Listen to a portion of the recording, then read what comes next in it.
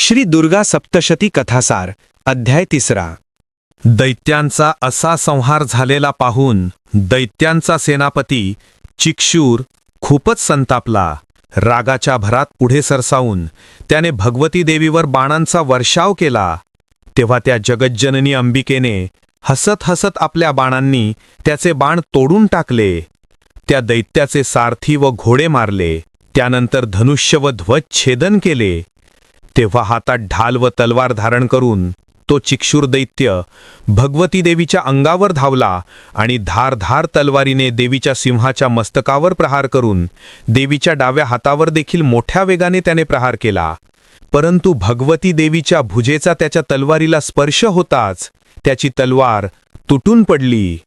तेव्हा त्या दुष्ट दैत्याने हातात शूल घेतला, पण क्षणाचाही विलंब न करता लगेचच देवी भगवतीने आपल्या शूलाचा प्रहार त्या दुष्ट दैत्यावर करून चिक्षुराचे शिर धडापासून वेगळे केले.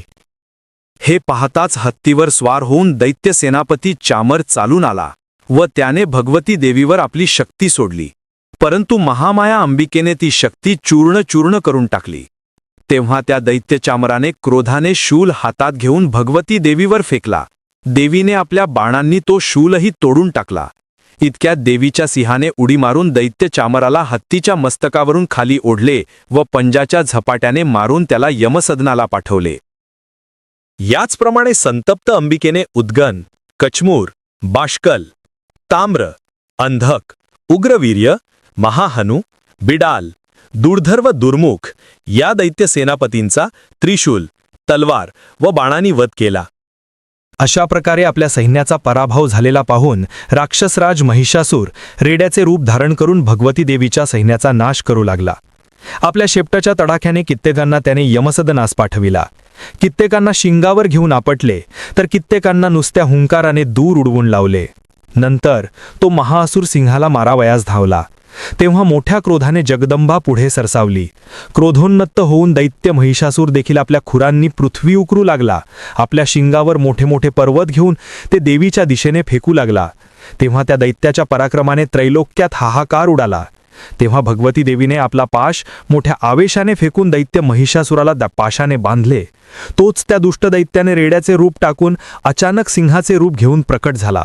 तेव्हा भगवती देवीसुद्धा हातामध्ये तलवार घेऊन त्याचे मस्तक उडविण्यास उद्युक्त झाली.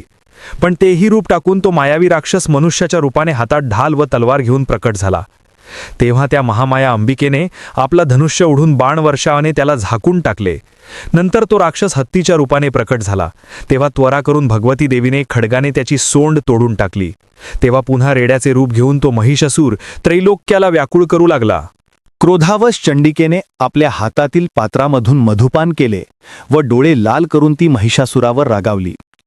इकडे बल व पराक्रम यांनी उन्मत्त झालेला राक्षस महिष मोठ्याने गर्जना करू लागला व आपल्या शिंगाने भगवती देवीवर पर्वत फेकू लागला. तेव्हा त्या जगतमातेने आपल्या बाणांनी त्या पर्वताचे चूर्ण केले व त्या दुष्ट दैत्याचा वध करण्याचा निश्चय करून त्रिशूलाच्या प्रहाराने दैत्य महिषासुराला तिने खाली पाडले. तेव्हा तो दैत्य महिषासूर उच्च स्वराने गर्जना करू लागला. तोच अंबिकेने आपल्या तलवारीच्या एकाच घावाने त्याचे मस्तक छाटून टाकले. त्याप्रसंगी भयभीत होऊन सारी असुरसेना पळत सुटली. देवी भगवतीचा तो अचाट पराक्रम पाहून स्वर्गातील सर्व देवदेवता अत्यंत प्रसन्न होऊन जगन्मातेवर फुलांचा वर्षाव करू लागल्या.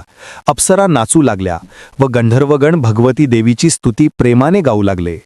श्री दुर्गा सप्तशती कथासार अध्याय 3 समाप्त. व्हिडिओ आवडल्यास व्हिडिओला लाईक, शेअर, कॉमेंट आणि सबस्क्राईब करा. शेजारील बेल आयकॉनचे बटन प्रेस करा म्हणजे तुम्हाला माझ्या येणाऱ्या नवीन व्हिडिओचे सर्व नोटिफिकेशन मिळेल. व्हिडिओ बघितल्याबद्दल धन्यवाद.